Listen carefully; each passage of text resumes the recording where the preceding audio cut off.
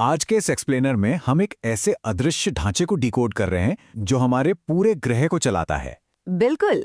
Navigation से लेकर जलवायु और यहाँ तक कि हमारे समय को भी यही रेखाएं कंट्रोल करती हैं।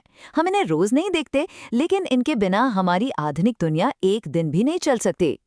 तो चलिए जल्दी से आज का रोड मैप देख लेते हैं। हम शुरुआत करेंगे पृथ्वी के असली आकार से, फिर अक्षांश और ताप कटिबंध समझेंगे। उसके बाद हम देशांतर, ग्लोबल ग्रिड सिस्टम और दुनिया भर के समय के साथ देशांतर के कनेक्शन को एक्सप्लोर करेंगे और आखिर में जानेंगे कि हमें मानक समय यानी स्टैंडर्ड टाइम की जरूरत क्यों पड़ती है।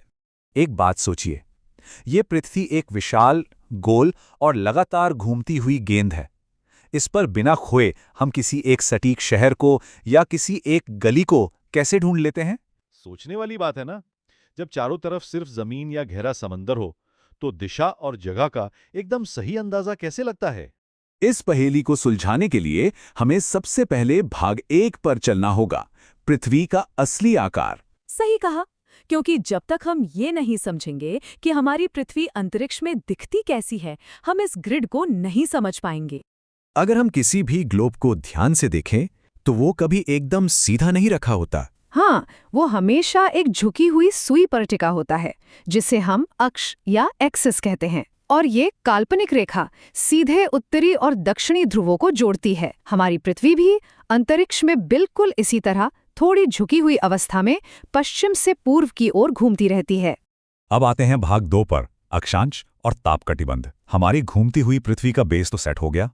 अब इस पर हम अपने अदृश्य ढांचे की पहली लेयर बिछाते हैं। ये हॉरिजॉन्टल लाइंस हैं, जिन्हें अक्षांश या लैटिट्यूड्स कहते हैं। इन सभी रेखाओं की जो शुरुआत है वो विषुवत वृत्त यानी इक्वेटर से होती है। बिल्कुल, ये वो 0 डिग्री पॉइंट है जो हमारे ग्रह को एकदम परफेक्ट तरीके से 2 बराबर हिस्सों में बांट देता है। ऊपर का आधा हिस्सा उत्तरी गोलार्ध और नीचे का दक्षिणी गोलार्ध। बाकी सारी दूरियां बस यहीं से मापी जाती हैं। और दिलचस्प बात यह है कि अक्षांश की समानांतर रेखाएं जैसे कर्क रेखा और मकर रेखा ये सिर्फ लाइनें नहीं हैं। हाँ, ये असल में पृथ्वी के अलग अलग ताप कटिबंधों यानी हीट जोन्स का नक्शा तैयार करती हैं। ये तय करती हैं कि दुनिया के किस कोने में कितनी भयंकर गर्मी होगी या कितनी कड़ाके की ठंड। इसे एक टॉर्च के एक्सपेरिमेंट से बड़ी आसानी से समझा जा सकता है। जब सूर्य की रोशनी एकदम सीधी पड़ती है तो वो एक छोटे से एरिया में बहुत ज्यादा गर्मी पैदा करती है। इसे ही हम उष्ण कटिबंध या टॉरिड जोन कहते हैं। लेकिन जब वही रोशनी तिरछी होकर एक बड़े इलाके में फैलती है तो वो ठंडे, शीतोष्ण और बर्फ जमा देने वाले शीत कटिबंध यानी फ्रिजिड जोन्स बनाती है। चलिए भाग 3 की तरफ बढ़ते हैं, देशांतर को समझना। अभी तक हमने लेटी हुई रेखाएं देखी, लेकिन किसी जगह को एकदम सटीक खोजने के लिए सिर्फ हॉरिजॉन्टल लाइनें काफी नहीं हैं, हमें वर्टिकल मार्कर भी चाहिए। यहीं पर देशांतर यानी लॉन्गिट्यूड्स की एंट्री होती है और इनकी शुरुआत होती है प्रमुख याम्योत्तर यानी प्राइम रेडियन से, जो ग्रेट ब्रिटेन के ग्रीनविच से होकर गुजरती है। यही वो 0 डिग्री वर्टिकल एंकर है जो पूरी दुनिया को 2 हिस्सों में बांटता है, पूर्वी और पश्चिमी गोलार्ध। दोनों में एक बहुत बड़ा फर्क है। अक्षांश रेखाएं कभी एक दूसरे को टच नहीं करती और ध्रुवों की तरफ जाते हुए छोटी होती जाती हैं, जबकि देशांतर रेखाएं सभी एकदम बराबर लंबाई की होती हैं। और मजे की बात यह है कि ये सभी ध्रुवों पर जाकर एक दूसरे से मिल जाती हैं, यानी आपस में टकरा जाती हैं।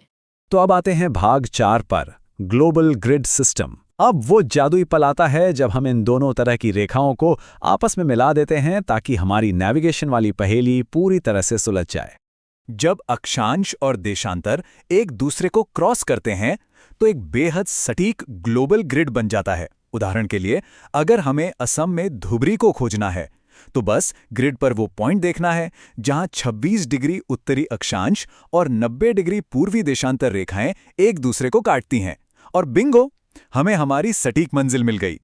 अब बारी है भाग 5 की, देशांतर और विश्व का समय। ये अदृश्य रेखाएं सिर्फ जगह नहीं बताती, सच कहूं तो ये हमारी घड़ियों को भी कंट्रोल करती हैं।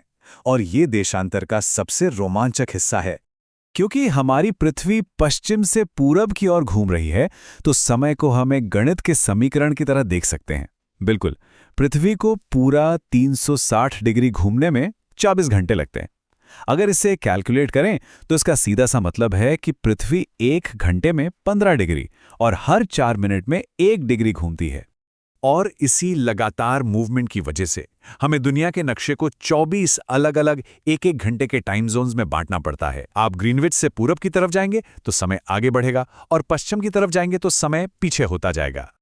और यही हमें हमारे आखिरी हिस्से भाग 6 तक लाता है, मानक समय की आवश्यकता। सोचिए, अगर हम देशांतर की हर 1 डिग्री के हिसाब से सूरज की स्थिति देखकर टाइम सेट करने लगे तो हमारी रोजमर्रा की जिंदगी में कितनी बड़ी कंफ्यूजन हो जाएगी।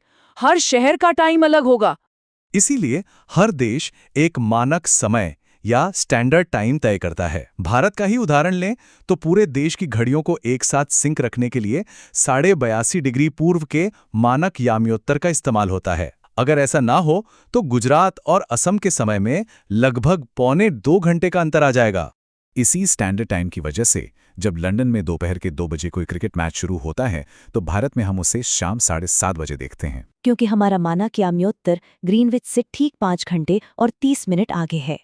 इस मानक समय के बिना तो नेशनल ट्रेन का टाइम टेबल बनाना भी नामुमकिन हो जाएगा। हर कोई अपनी ट्रेन मिस कर देगा। और यही वजह है कि रूस जैसे बड़े और फैले हुए देशों का काम सिर्फ एक टाइम जोन से नहीं चलता। उन्हें 11 अलग-अलग मानक समय क्षेत्रों का इस्तेमाल करना पड़ता है। इस पूरी जटिल और शानदार व्यवस्था को समझने के बाद मन में एक बड़ा ही दिलचस्प सवाल आता है। आज के इस डिजिटल और कनेक्टेड दौर में जहां दूरियां पलक झपकते ही मिट जाती हैं, क्या कभी ऐसा होगा कि दुनिया इन अदृश्य भौगोलिक रेखाओं से आगे बढ़ जाए और एक सिंगल यूनिवर्सल टाइम का इस्तेमाल करने लगे? ये वाकई सोचने वाली बात है, एक ऐसा सवाल जो हमें भविष्य की ओर देखने पर मजबूर करता है। आज के इस एक्सप्लेनर में बस इतना ही।